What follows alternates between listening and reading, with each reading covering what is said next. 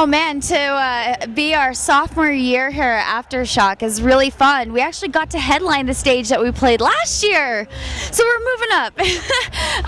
It was really fun. The crowd was amazing. You know, people were excited for the return. We were excited for the return, and we came back. And it was nice because we didn't really have any time restraints. To headline that stage, it was like, you know what, keep going as long as you want to go. So we're like, all right, do you guys want to play another one? Should we play another? So it was really fun. We had a really good time. Well, I saw a girl in the front row. She had the blonde hair and the black streak, and you've already moved on. Look at the new look. You know what? That was a guy. I've been blonde my entire life. My whole life. Yeah, I'm naturally blonde, so that explains it. Just kidding. I'm naturally blonde, so that was just how I've been my entire life. And I was a commercial actress. I did commercials all over television, so they wanted me to keep that girl next door blonde look for a long time. So after Butcher Babies took off and I was able to escape from the actress world, I grew a hair, got a hair at my ass, I guess you could say, and I did it blue, and then I did it red, and green's next. Don't tell anyone, but green's next. So it's going to be an evolution. Oh, I'm just going to keep changing this shit. Yeah. Well, who were your heroes? Because I'm seeing some of them come out on the covers EP, but who were the heroes that inspired you to want to do music? You know, naturally, growing up in Provo, Utah, the Osmonds were obviously a huge inspiration. My mom was obsessed with the Osmonds, so as, you know, a 6 to 7 year old kid listening to her records, I had to love the Osmonds. And you know what? I actually did. I still love listening to Lazy River and Puppy Love and One Bad Apple. I'm telling you, I know this stuff. But I think, yes, but I was more of an Osmonds fan, just because I think it was a Provo, Utah thing. But for me personally, Gwen Stefani was one of my biggest inspirations. And she may not be in the metal world, doesn't matter, but her stage persona is incredible. She is an amazing vocalist, an amazing frontwoman, I'll say that again. She defines frontwoman. And she was a huge inspiration for me. Phil Anselmo, naturally. Huge inspiration. His vocals, the way he is on stage. Even now with Down, we were lucky enough to tour with Down just recently. To see Phil Anselmo do that every night was a huge dream come true. I was so nervous to even meet him, but he ended up being the sweetest guy, Uncle Phil, by the end of the tour. So that was really fun. Man, this inspirations. There's so many. I loved OTEP back in the day. Yeah, loved OTEP. Maria Brink is another really big inspiration of mine. In fact, Maria Brink is a huge inspiration of mine. I'll say that again because she kind of went out there being a really pretty blonde girl, defying the odd here in this metal genre, and stuck to it.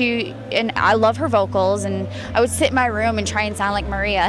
And then I was able to tour with her, and she was just as big of a sweetheart as she is a performer. She's an amazing performer and a big time sweetheart. So I've been really lucky with my idols. I really have. Great. And what is your favorite song on the covers? Oh, Crazy Horses, naturally. Actually, okay, I love Crazy Horses by the Osmonds, and we tore that shit apart and put it back together. But I do love. From Donnie. Oh, my manager surprised me with that, and when I heard about it, I was in the shower. Carla runs in and she tells me, she's like, I have to read this to you, and I know you're in the shower, but I have to read this to you.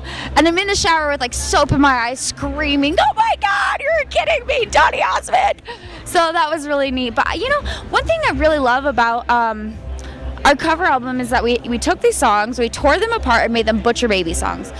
One of my favorites is They're Coming to Take Me Away. And we released that one as a single. Halloween. Yes, exactly. But you know what's great about that song is it only has a beat. The original only has a beat, so we got to write music for it. So we definitely made it our own. We didn't use all the lyrics. We went through, took some out, saved some, so it's really fun. Now, doing what you guys do. You're on fire, but obviously the level of commitment, dedication, and perseverance is outrageous these days.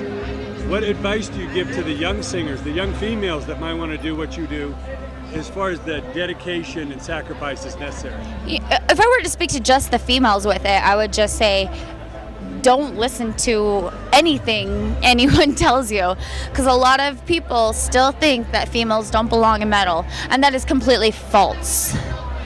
More females in metal on stage means more females in metal in the crowds, and it is amazing.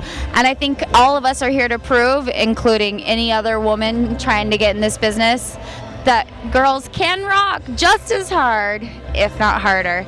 So I would just say perseverance. Just stick with it. Don't listen to what people say. Don't read comments on Facebook or YouTube or Instagram and all that bullshit.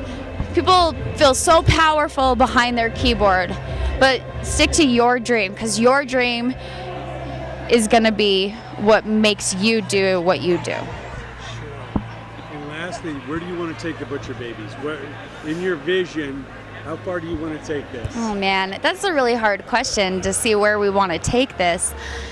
Our band lives with really short-term goals. Obviously, the long-term goal is success, but you have to have short-term goals to get there. Our next goal right now is we're about halfway through our brand new second full-length album. We're almost finished. It's slated for a release in the summer of 2015, and I think our goal right now is to top Goliath.